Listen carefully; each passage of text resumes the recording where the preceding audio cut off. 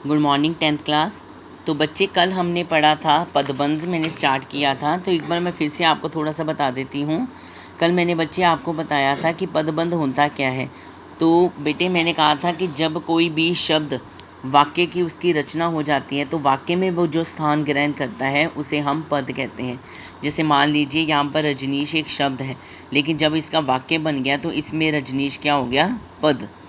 ठीक है, तो उसी प्रकार बेटे वाक्य में प्रयुक्त होते हुए शब्दों की पहचान समाप्त हो जाती है और वह लिंग, कारक और क्रिया सर्वनाम के अनुसार रूप परिवर्तित कर लेते हैं।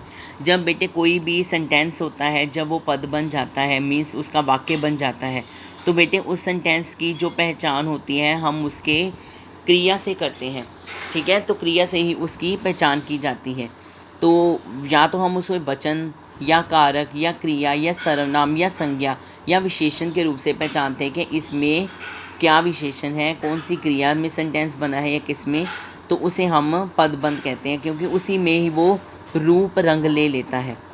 ठीक है, यानी कि पदों में बंधा हुआ, यानी कि वो जो सेंटेंस हम बना लेते हैं उसमें वो उस पदों से रिलेटेड बन जाता है, तो उसे हम क्या कहते हैं, पदबंध। यानी कि एक से अनेक शब्द जब एक लाइन में मिलकर पद जब मिल जाते हैं तो वो पदबंध बन जाते हैं। ठीक है, तो उसके बाद मैंने आपको बताया था बेटे पद भेद के भेद कौन से होते हैं। तो बेटे मैंने बताए थे 5 भेद होते हैं: संज्ञा पदबंध, सर्वनाम पदबंध, विशेषण पदबंध, क्रिया पदबंध और क्रिया विशेषण पदबंध। फिर मैंने आपको बताया था संज्ञा की पहचान किसी भी व्यक्ति, वस्तु, स्थान या आप कुछ भी कहते हो, आप पता है आपको संज्ञा की पहचान कोई भी विशेष चीज़ हो तो बेटे यहाँ पर हम ऐसी कोई भी चीज़ हो तो उसे हम संज्ञा पदबंध कहते हैं। तो जहाँ पर आपको संज्ञा शब्द नज़र आते हैं वो आपका संज्ञा पदबंध की पहचान है। उसी प्रकार सर्वनाम बेटे, जहाँ पर आपको पता है संज्ञा से प्रयुक्त होने वाले शब्द उसको सर्वनाम कहते हैं, जैसे वह, वे है, सभी। तो यहाँ पर बेटे इनका प्रयोग हुआ है तो इससे पता चल जाता है कि ये सर्वनाम पदबंध है। उसी प्रकार विशेषण में बेटे पता चल जाता है मोटा, पतला, आकार, गुण, दोष, ये सारे आपके किस में आएंगे, विशेषण पदबंध में। उसी प्रकार बेटे क्रिया पदबंध, जिसमें काम करने की क्रिया हो, जैसे पढ़ रहे हैं, बजा रहे हैं, आ रहे हैं, जा रहे हैं, खेल रहे हैं, पढ़ रहे हैं, उड़ रहे हैं। ठीक है, तो ये सारी चीज़ें किस में आएगी, क्रिया पदबंध में। और क्रिया विशेषण में होता है बेटे जब कोई शब्द क्रिया की पहचान करवाता है, जैसे 2 दिन हिल कर गाना गा रहे हैं, वे दोनों हिल हिल कर गाना गा रहे हैं। तो इसमें बेटे हो गया ना क्रिया की विशेषता कि वे दोनों क्या कर रहे हैं, हिल हिल कर क्या कर रहे हैं, गाना गा रहे हैं। अर्थात हिलना डुलना क्या हो गया, क्रिया की विशेषता, और गा रहे हैं क्या, क्रिया।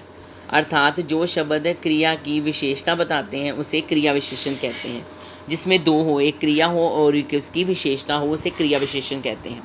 उसके उपरांत बेटे अब आपका नेक्स्ट क्वेश्चन आएगा, शब्द और पदबंध में अंतर क्या है। इसमें बेटे एक्सप्लेन करती हूँ। शब्द भाषा की स्वतंत्र इकाई है, इसका कोशीय अर्थ होता है।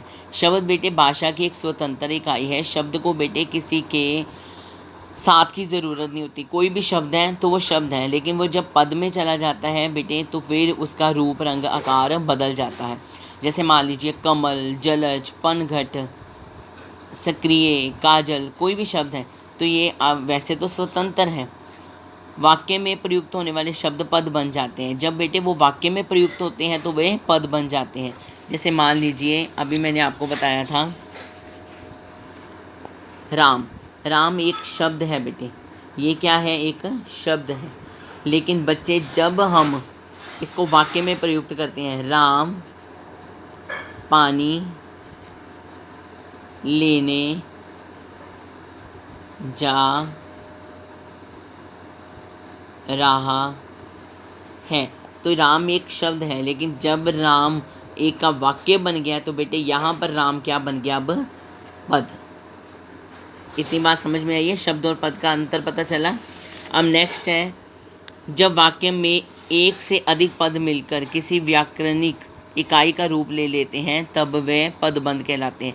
जब वाक्य में एक से अधिक पद मिलकर किसी व्याकरणिक इकाई का रूप ले लेते हैं, व्याकरणिक इकाई क्या होगी बेटे, चाहे वो संज्ञा का रूप ले ले, चाहे वो सर्वनाम का रूप ले लें, जब पद एक से अधिक मिलकर वाक्य में आ जाते हैं और वाक्य में जाकर बेटे वो जब रूप ले लेते हैं, संज्ञा, वचन का, क्रिया का कोई भी रूप ले लेते हैं, तब वे पदबंध कहलाते हैं। यानी कि तब वो सारे जो पद हैं वो एक पंक्ति में बंध जाते हैं। ठीक है, तो आई होप आपको समझ में आ गया होगा कि पद क्या है। शब्द, पद और फिर ये सारे पद जब मिलकर एक व्याकरणिक इकाई से एक रूप धारण कर लेते हैं तो उसे हम पदबंध कहते हैं। उसके बाद बेटे उपवाक्य के भेद। उपवाक्य क्या होते हैं? पहला बेटे होता है प्रधान उपवाक्य और फिर होता है आश्रित उपवाक्य। प्रधान उपवाक्य होता है जिस पे सारा सेंटेंस केंद्रित होता है, और आश्रित होता है जो सेंटेंस पहले वाले के दूसरे पर आश्रित होता है। ठीक है, जैसे मैंने एक कंबल ख़रीदा है, ये बेटे हो गया आपका उपवाक्य। मैंने एक कंबल ख़रीदा है, ये आपका प्रधान उपवाक्य हो गया। अगर हम इसे आश्रित वाक्य को छोड़ दें तो वो एक सेंटेंस बन जाता है, उसमें उसका मीनिंग निकल आता है, यानी कि वो उसका प्रधान हो गया। लेकिन जो पहले वाला है वो उस पर दूसरे पर डिपेंड है, तो इसका मतलब वो जो काले रंग का है तो वो क्या हो गया आपका आश्रित उपवाक्य। यानी कि पहले वाला सेंटेंस जो दूसरे पर आश्रित होता है उसे हम उपवाक्य कहते हैं। तो उपवाक्य के दो भेद होते हैं। अभी हमने बेटे पदबंध इतना ही किया, अभी मैं डिटेल में थोड़ा और करवाऊंगी। अभी ये टॉपिक हमारा थोड़ा लंबा चलेगा, इससे संबंधित फिर मैं आपको सेंटेंसेस भी दूंगी, फिर आपने मुझे टिक करके बताना है कि इसमें कौन से सर्वनाम है, कौन सी संज्ञा है। ठीक है बच्चे, तो इसकी एक्सरसाइज अब आपका नेक्स्ट पीरियड जब आएगा तब मैं बताऊँगी आपको। उसके बाद अभी मैं थोड़ा सा आपको उपवाक्य के बारे में बता रही हूँ। अब जैसे मैंने एक कंबल खरीदा है, स्वतंत्र उपवाक्य है। जो काले रंग का है उपवाक्य इस पर आश्रित है। अब ये जो सेंटेंस है ये उपवाक्य है, आपको पता चल गया ये प्रधान वाक्य है। लेकिन जो ये पहले वाला सेंटेंस है ये दूसरे पर डिपेंडेड है। डिपेंडेड को कहते हैं आश्रित। आश्रित मीन्स सहारा लेना। जो पहला उपवाक्य होता है वो दूसरे का जब सहारा लेता है तो उसे उपवाक्य कहते हैं और दूसरे को आश्रित उपवाक्य कहते हैं। ठीक है, मैंने एक कंबल खरीदा जो काले रंग का था, अर्थात जो काले रंग का कंबल था उसे मैंने खरीद लिया। नेक्स्ट है आश्रित उपवाक्य। आश्रित उपवाक्य दूसरे वाक्य पर आश्रित रहता है। इस वाक्य का पूरा भाव दूसरे वाक्य की सहायता से ही प्रकट होता है। यानी कि आश्रित उपवाक्य जो होता है बेटे वो दूसरे पर आश्रित रहता है। इस उपवाक्य का पूरा भाव दूसरे वाक्य की सहायता से ही प्रकट होता है। यानी कि जो पहले वाला प्रधान वाक्य होता है, अगर दूसरा उस पर आश्रित वाक्य लिखा जाए तो ही वो पहले पर ही जो होता है उस पर डिपेंड होता है। अगर वो उसके साथ ना मिले तो सेंटेंस की रचना नहीं होती है। जब कमल घर पर आया तब मैं घर पर नहीं था, अर्थात जब कमल घर पर आया तब मैं घर पर नहीं था, अर्थात पहला वाक्य दूसरे पर आधारित है। मेरे जाने से पहले गाड़ी आ चुकी थी। मेरे जाने से पहले गाड़ी आ चुकी थी, यानी कि पहला सेंटेंस दूसरे पर आधारित है।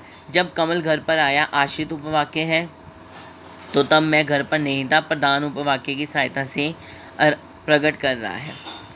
ठीक है, तो यहाँ पर जो सेंटेंस है वो आश्रित उपवाक्य और प्रधान उपवाक्य के साथ अपनी सहायता प्रकट करके सेंटेंस की रचना कर रहे हैं।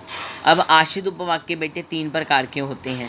ठीक है, इसको हम डिटेल में करेंगे। पहले आपने आज समझना है उपवाक्य के कितने भेद होते हैं, प्रधान उपवाक्य और आश्रित उपवाक्य। आपने बेटे आज ये शब्द और पद में अंतर ये नोट करना है कॉपी पर। ठीक है, और उसके बाद आपने नोट करना है उपवाक्य के कितने भेद होते हैं। आपने लिखना है प्रधान उपवाक्य, फिर आश्रित उपवाक्य, और फिर यहाँ से लेके आपने ये सारा यहाँ तक उसका बताना है कि कौन कौन से होते हैं। और बेटे कोशिश करनी है कि आपने प्रधान उपवाक्य के जो एग्ज़ाम्पल्स हैं वो 5-5 लिखने हैं। आप और भी बनाने की कोशिश करो, नेट से सहायता लो। ठीक है, तो इसके आपने 5-5 वाक्य लिखने हैं। और आपका जब पीरियड आएगा तो मैंने ये वाला टॉपिक आपका वीडियो कॉल करके आपकी कॉपी चेक करनी है। तो काइंडली 15 स्टूडेंट्स जितने भी हैं क्लास में अपनी कॉपी साथ साथ कंप्लीट करेंगे। ठीक है बच्चे, आई होप कि आपको ये समझ में आ गया होगा। आज आपने करना है बेटे शब्द, पद और पदबंध में क्या अंतर होता है, फिर आपने ये तीनों पॉइंट्स लिखने हैं। फिर उसके बाद आपने हेडिंग देना उपवाक्य, फिर उपवाक्य के आपने भेद लिखने हैं, प्रधान उपवाक्य, फिर आश्रित उपवाक्य, फिर प्रधान उपवाक्य के ये वाला लिखने के बाद आपने इसकी 5 एग्जाम्पल्स देनी है, 5 उदाहरण देने हैं। फिर उसके बाद आपने आश्रित उपवाक्य लिखना है और इसके 5 एग्जाम्पल्स देने हैं। फिर उसके बाद नेक्स्ट टॉपिक हम करेंगे उपवाक्य के 3 प्रकार होते हैं, वो कौन कौन से हैं। ठीक है बच्चे, आई होप कि आपको ये समझ में आ गया होगा। और इसकी बेटे मैंने PDF बना के भेज दिया। जिन बच्चों को कल प्रॉब्लम आई थी कि चैप्टर में क्लियर नहीं नज़र आ रहा था, तो बेटे वो नेट की आपकी प्रॉब्लम होगी, क्योंकि मेरी तरफ से ऐसी कोई भी ब्लर वाली प्रॉब्लम नहीं थी। ठीक है बच्चा, तो ये आपने वर्क करना है। PDF मैं भेज रही हूँ, वहाँ से देख के आप आसानी से कर सकते हो। धन्यवाद बच्चे।